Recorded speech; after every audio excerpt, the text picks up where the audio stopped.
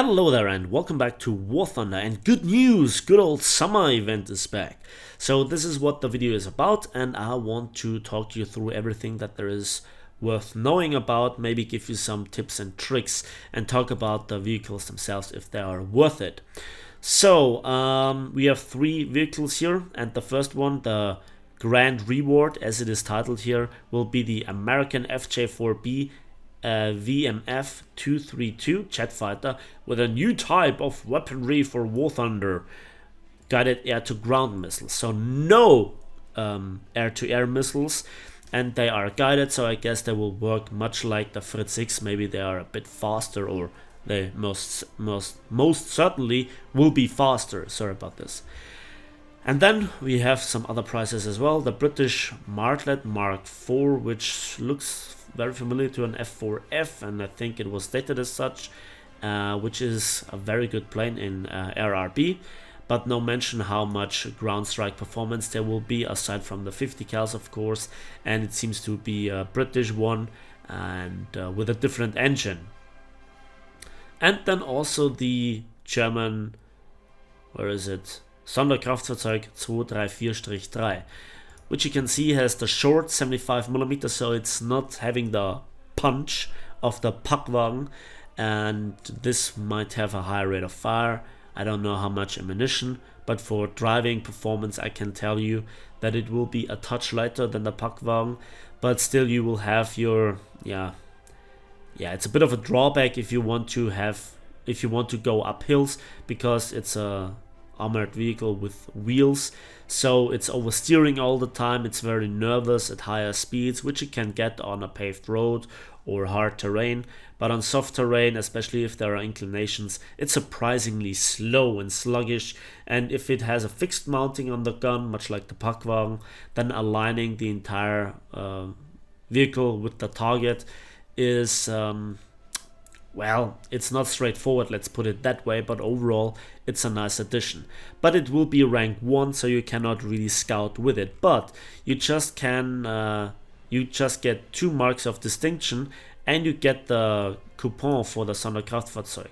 And for 9 marks of distinction you get the coupon for the FJ4B, whereas there's also a tech tree version.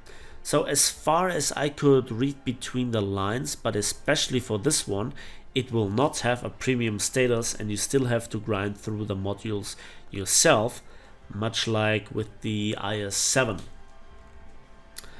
And yeah, that's a bit strange, but hey, who cares? And then we come to the interesting tasks, the event tasks, and to get the reward you need to complete any 3 from the 5 tasks. So this is very good, especially since they have changed a little bit. So first of all, for aircraft, I think 35 enemies in arcade with multipliers of ×2 for RB is very much doable. Then also win 10 times with a battle activity of 60% of or higher. I think this comes very often along with it. And then also interesting here, bomb enemy bases 10 tons. How this is calculated, if it's just half of this with the current leaderboard indication being somewhat different from the amount of tons that you actually got on it. Here it says TNT, but it's calculated various times differently. We'll have to see, but it's not explicitly said with which type of aircraft you have to do it. So I guess a lot of P-47s with bombs and rockets will fly around, as well as a much more attackers. So if you want to win parallel with it, also 10 battles, then maybe one of the best planes might be the Arado, the C3 variant, to bomb one base, to try to win the games, and also to shoot down some aircraft. So this kind of jet will be very good. Rank 3 to rank 5 will be very, very attractive in fulfilling this, or rather necessary. Then also destroy 11 for 2 enemies in 1 battle. Well, maybe for SB this is doable. For RB it's also doable. If it would be 5, it's really hard to come by with those. But 11 with arcade, with the practically unlimited lineups that you can build, you know, and also using backups, I think this is very much doable, and you have to fulfill it just once. Then the interesting one is get 20 assists or kill assists whilst flying aircraft. So it's not supporting fire. So if you're really unlucky with getting the kills, at least you can aim for this one. But again, no multiplier for RB or simulator. So very good for arcade, I guess. Then we come to the tanks. And this is very interesting again. 40 enemies, 20 in RB, and just I guess 13 or 14 in simulator. That's doable, I guess. That's really much doable, especially when you parallel also go for the 10 times of winning a battle with a activity of 7% or higher. So one advice here, I think you need to end the battle in a tank, not in an aircraft, so that it actually gets counted for this one here. Then also capture 10 zones. Again, no multiplier for RB or simulator. I think this is very much doable. Interesting here is destroy 11, 6, 4 enemies in one battle, AB, RB, SB. So most will go for tank RB, I guess, and 6 kills overall is doable, and you just have to do it once.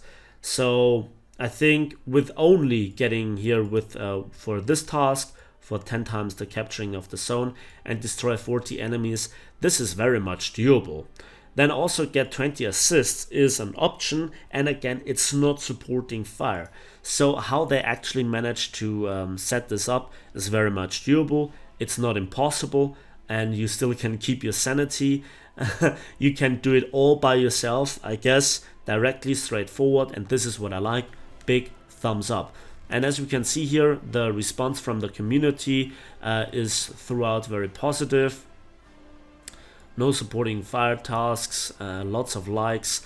I see you guys learned, I love you again. So the community reacts very well to this, and I think this is a big thumbs up overall throughout, you know, everybody's opinion, I guess.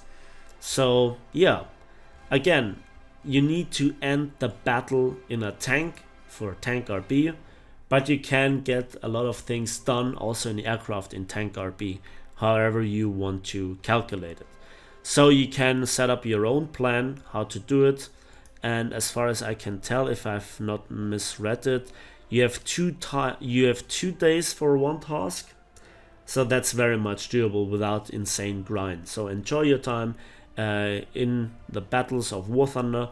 Play at least vehicles with a rank 3 to the top tier, and you will fulfill those tasks. And it's not also a special event or something like this, and I think overall, yeah, that's good. So are the vehicles worth it? That's the next question. I think this is a rather unique one with the guided missiles, but I don't think that is that special, especially because we have a very similar tech tree version without that weaponry. It's much like a bit with the F7F3 that we have a tech tree version, but then also a one in the as a reward one. But again, no premium status for this one, no increased income, and you still have to grind the overall modules and upgrades yourself.